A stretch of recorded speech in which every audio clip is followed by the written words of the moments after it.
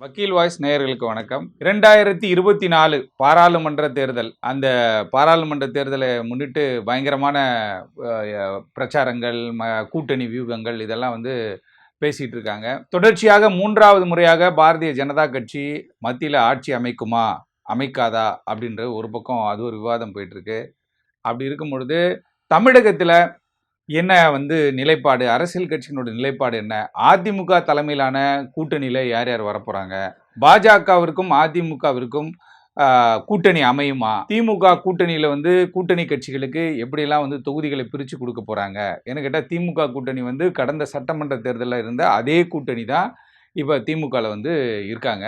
ஆனால் அதிமுகவும் பாஜகவும் கடந்த சட்டமன்ற தேர்தல் 2021 சட்டமன்ற தேர்தலில் ஒன்றா போட்டிட்டாங்க. அதுக்கப்புறம் டிஃப்ரென்ஸ் ஆஃப் ஒப்பீனியனு ஆட்சி இழக்கிறாங்க. அதிமுக மாநிலத்தில் ஆட்சி இழந்த பிறகு அவங்களுடைய மரியாதை கூட்டணி கட்சிகள் இடத்துல குறைந்து போகிறது. எடப்பாடி பழனிசாமி தொடர்ச்சியாக அண்ணாமலை அவர்கள் அண்ணாவையும் இறந்து போன புரட்சி தலைவி ஜெயலலிதா அவர்களையும் அவதூறாக பேசுகிறாரு அப்படின்னு சொல்லியும் எங்ககிட்ட கன்சல்ட் பண்ணாமல் ஒரு சில விஷயங்கள் அவர் செய்யலாருன்னு சொல்லி கூட்டணிக்குள்ளேயே ஒரு சலசலப்பு ஏற்படுகிறது. அண்ணாமலை அவர்கள் நான் சரியாக தான் செஞ்சிட்ருக்கேன், இவங்க அவங்க ஏதாவது ஒன்று பேசிகிட்டே இருக்காங்க அப்படின்ற மாதிரி அவர் ஒரு சில குற்றச்சாட்டுகளை வைத்தார்.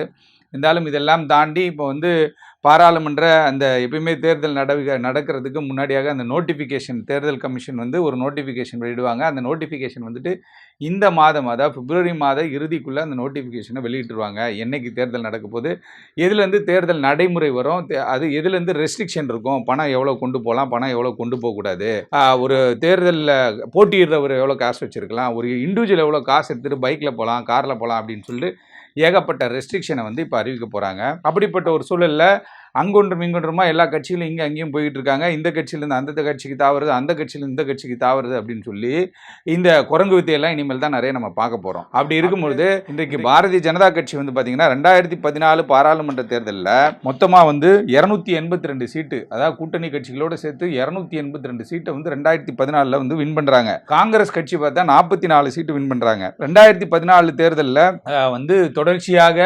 2014 தேர்தல் வெற்றி பெற்ற பிறகு பல்வேறு கட்ட விஷயங்களை அவங்க செஞ்சதுனால, அதுவும் இல்லாமல் மக்கள் அதாவது நிறைய கருத்து வேறுபாடுகள்லாம் இருந்தாலும் கூட தேர்தலில் யார் வெற்றி பெறாங்களோ அதை தான் எலெக்ஷன் கமிஷன் அங்கீகரிப்பாங்க. அதன் தொடர்ச்சியாக அந்த 5 ஆண்டு காலம் முழுவதையும் அவங்க பூர்த்தி செய்கிறாங்க. பூர்த்தி செய்த பிறகு 2019 நடந்தது. 2019 பாராளுமன்ற தேர்தலையும் மிகப்பெரிய வெற்றிகளை அவங்க குவிச்சாங்க. தொடர்ச்சியாக பல்வேறு வேட்பாளர்கள், புது வேட்பாளர்கள் அவங்க களத்தில் நிறுத்தும் பொழுது 2014 நின்னவங்களுக்கும் 2014 நின்னவங்களுக்கும் நிறைய வேறுபாடுகள் இருக்குது. பாரதிய ஜனதா கட்சி நாங்கள் எங்களுடைய பாராளுமன்றத்தில் வேட்பாளர்கள் படித்தவர்களாக நிறுத்தினோம், ரொம்ப தெளிவானவங்களாக நிறுத்தினோம், அதுவும் இல்லாமல் என்ன கேட்டால் ஊழல் இல்லாதவங்களாம் நிறுத்தணுன்ற மாதிரிலாம் சொல்லியிருந்தாங்க. 2019 சட்டமன்ற தேர்தலில் பாராளுமன்ற தேர்தலில் 303 சீட்டு வின் பண்ணுறாங்க. அதாவது 2014 பார்த்தோம்னா 2014க்கும் 2019க்கும் வித்தியாசங்கள் இருக்குது. 2014 282 சீட்டு, காங்கிரஸ் கூட்டணி கட்சிகள் 44 சீட்டு வின் பண்ணுறாங்க. ஆனால் 2019 பார்த்தா 303 சீட்டு வின் பண்ணுறாங்க பாஜக கூட்டணி. அதில் காங்கிரஸ் கூட்டணியில் பார்த்தீங்கன்னா 52 சீட்டு. தொடர்ச்சியாக ஒரு சறுக்கலை காங்கிரஸ் கட்சி அங்கே சந்திக்கிறது. அதற்கு பிறகு நடந்த மாநில தேர்தல்கள்லையும் பார்த்தீங்கன்னா அங்கொன்றும் இங்கொன்றுமாக ஒரு பக்கம் காங்கிரஸ் கட்சி கர்நாடகாவில் வெற்றி பெறுது. தொடர்ச்சியாக 10 ஆண்டுகள் ஆட்சியில் இருந்த பாஜக நீக்கப்பட்டு மக்கள் என்ன பண்ணுறாங்கன்னா காங்கிரஸ் கட்சியை அங்கே ஆட்சியில் கொண்டு வராங்க. அப்போ பாஜகவினுடைய நிர்வாகிகள்லாம் என்ன சொன்னாங்கன்னா, மூத்த நிர்வாகிகள், மக்களுடைய இந்த இதை நாங்கள் இது பண்ணுறோம், ஆதரிக்கிறோம் அப்படின்ற மாதிரி மக்களுடைய தீர்ப்பை நாங்கள் வரவேற்கிறோம்னு பாரதிய ஜனதா கட்சியில் சொன்னாங்க. அடுத்ததாக அந்த 5 மாநில தேர்தல்கள் நடக்குது. அந்த 5 மாநில தேர்தலில் மத்திய பிரதேசில் பாஜக வின் பண்ணுறாங்க. ராஜஸ்தானில் ஏற்கனவே இந்த அண்ணன் தம்பி சண்டை போயிட்டுருக்கு. அதனால் என்ன ஆச்சுன்னு கேட்டிங்கன்னா, உள்கட்சி போசல்னால காங்கிரஸ் கட்சி ராஜஸ்தானில் தோற்று போகுது. தெலுங்கானாவில் வெற்றி பெறாங்க. அப்புறம் தொடர்ச்சியாக அங்கொன்றும் இங்கொன்றுமாக பிரச்சனைகள் போயிட்டே இருக்குது. அதுவும் இல்லாமல் கூட்டி கழிச்சு பார்த்தா ஓட்டில் நாங்கள் தான்ப்பா ஃபஸ்ட்டு அப்படின்ற மாதிரி காங்கிரஸ் சொன்னாங்க. ஆனால் ஓட்டு ஃபஸ்ட்டு செகண்டுன்றதோட ஆட்சி அதிகாரத்தை யார் பிடிச்சாங்கன்றதான் மக்கள் பார்ப்பாங்க. அது என்ன தான் திலால் அங்கடி வேலை பண்ணாலும் வெற்றி பெற்றது யார் அப்படின்றது தான் கணக்கில் வரும். அப்படி இருக்கும் பொழுது பாரதிய ஜனதா கட்சி வந்து முன்னோக்கி வந்து போயிட்டாங்க. 2019 தேர்தலில், அதுக்கப்புறம் நடந்த சட்டமன்ற தேர்தலில் அங்கே இங்கேன்னு சொல்லி வேலையை பார்த்துட்டாங்க. அப்படி இருக்கும் பொழுது இப்போ தமிழகத்தில், குறிப்பாக தமிழகத்தில் என்ன சூழ்நிலை அப்படின்னு பார்க்கின்ற பொழுது, தமிழகத்தை பொறுத்தவரையில் பாரதிய ஜனதா கட்சி தனியாக ஒரு கூட்டணி அமைப்பதற்கான வியூகம் வகுத்துட்டு இருக்காங்க. அதுக்காக தேசிய தலைவர்கள்லாம் வந்து மீட்டிங் போடுறாங்க, எல்லாத்தையும் பண்ணுறாங்க. அண்ணாமலை அவர்கள் கூட்டணி கட்சி தலைவர்கள் எல்லாம் பேசிகிட்டு இருக்காரு. அதே நேரத்துக்கு ஏன்னா அதிமுகவில் தெளிவாக என்ன பண்ணிட்டார் எடப்பாடி பழனிசாமி, எது நடந்தாலும் பரவாயில்ல, அதிமுகவினுடைய முக்கிய பிரமுகரான ஆர்பி உதயகுமார், அவர் மதுரை திருமங்கலத்தினுடைய சட்டமன்ற உறுப்பினர், அவர் என்ன சொல்லிட்டாருன்னு கேட்டிங்கன்னா, அதெல்லாம் வாய்ப்பே கிடையாதுங்க, நாங்கள் வந்து அதிமுக கூட கூட்டணிலாம் போக மாட்டோம், அவர் பேசுறது சரியில்லை, மரியாதை கொடுக்க மாட்டாரு அப்படின்ற மாதிரிலாம் சொல்லிட்டார்.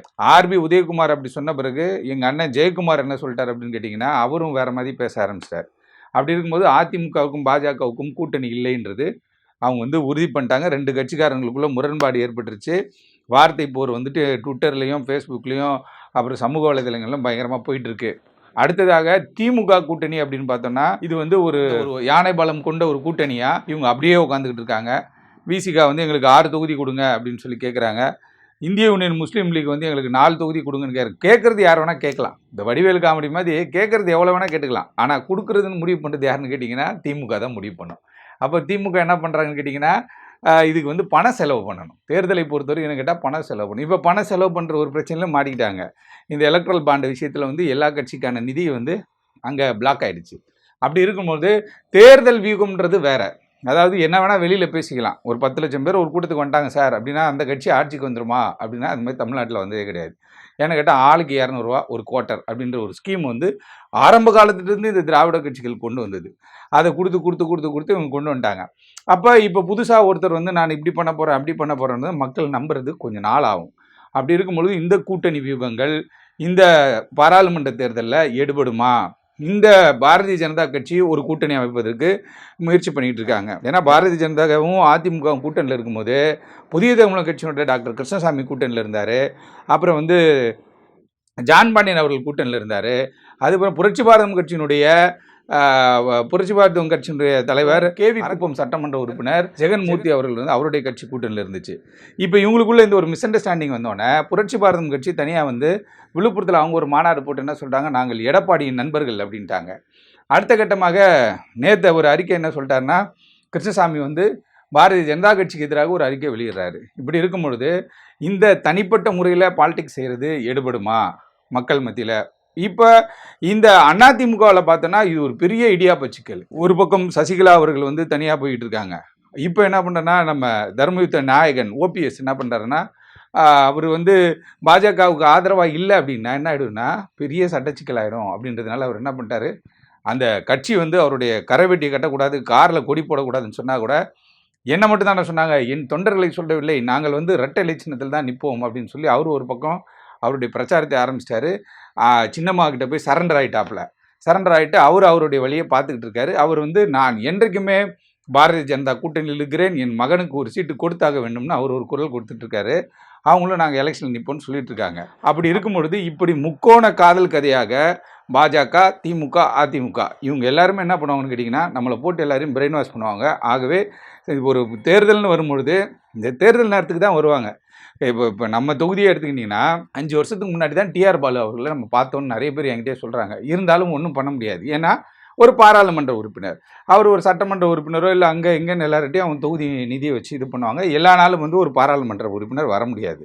அதுவும் இல்லாமல் டெல்லியில் அடிக்கடி மீட்டிங்கு அது இதுன்னு போயிடுறாங்க. அது மாதிரி நான் இந்தியா ஃபுல்லாகவே சொல்கிறேன், பல்வேறு இடங்களில் யார் பாராளுமன்ற உறுப்பினர் தெரியாது. இப்போ நம்ம பேர் சொல்லிடுறோம்.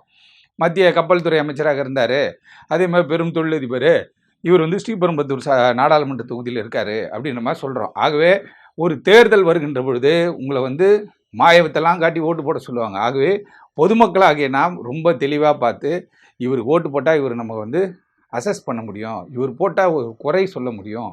இது வந்து நீங்கள் வேறு மாநிலங்களில் போங்களேன். இப்போ ஆந்திராவில் பார்த்தீங்கன்னா எம்எல்ஏ வரமாட்டேன்னா ஸ்ட்ரிக்டாக வீட்டுக்கு போய் தகராறு பண்ண ஆரம்பிச்சிடுவாங்க. கர்நாடகாலேயும் அந்த மாதிரி தான். மற்ற மாநிலங்களில் பார்க்கும் கேரளாலாம் அந்த மாதிரி தான். வீட்டுக்கு போய் தகராறு பண்ணுவோம், யோ உனக்கு நான் ஓட்டு போட்டேன் நீ வரல அப்படின்லாம் சண்டை போடுவாங்க. ஆனால் இங்கே என்ன கேட்டால் நம்ம ஓட்டை கொடுத்துட்டோம் அப்படின்னா நம்ம அவங்களுக்கு அடிமையாயிடும். அரசியல்வாதிகளுக்கு. அந்த நிலை மாற வேண்டும் என்றால் சரியான ஒரு வேட்பாளராக, அதாவது உங்களுக்கு யார் பிடிக்குதோ, படித்தவரா, இவர் நாளைக்கு வருவாரா, இவரை நம்ம நாளைக்கு பார்க்க முடியுமா, அண்ணா அண்ணான்னு ஒரு 10 பேர் சுத்தம் பாருங்கள். அந்த மாதிரி கேரக்டர்லாம் ஒதுக்கிட்டு கரெக்டான வேட்பாளராக இந்த பாராளுமன்ற தேர்தலில் தேர்ந்தெடுங்க. இந்த கட்சிக்காரங்க கூட்டணி கட்டிலாம் அவங்க பேசிப்பாங்க, 200 கோடி 300 கோடின்றாங்க. இப்போ தேமுதிக 14 சீட்டு கேட்குறதா சொல்கிறாங்க. ஒரு பக்கம் பாட்டாளி மக்கள் கட்சியோட பேச்சுவார்த்தை நடைபெற்று இருக்குன்னு பாஜக சொல்கிறாங்க. அதிமுகட்டையும் பேசுகிறாங்க. அப்போ இந்த சின்ன சின்ன அரசியல் கட்சிகள் வந்து கல்லா கட்டுறதுக்கு சரியான சூழ்நிலையாக இந்த தேர்தல் இருக்குது. பொதுமக்களாகிய நாம் கவனமாக இந்த பாராளுமன்ற தேர்தலில் ஓட்டு போடுவோம். உங்களுக்கு யார் பிடிக்குதோ அவங்களுக்கு ஓட்டு போடுங்க. இவனுக்கு போடு அவனுக்கு போடு நாங்கள் சொல்லலை. உங்களுக்கு யார் பிடிக்குதோ அவங்களுக்கு ஓட்டு போடுங்க. நன்றி, வணக்கம்.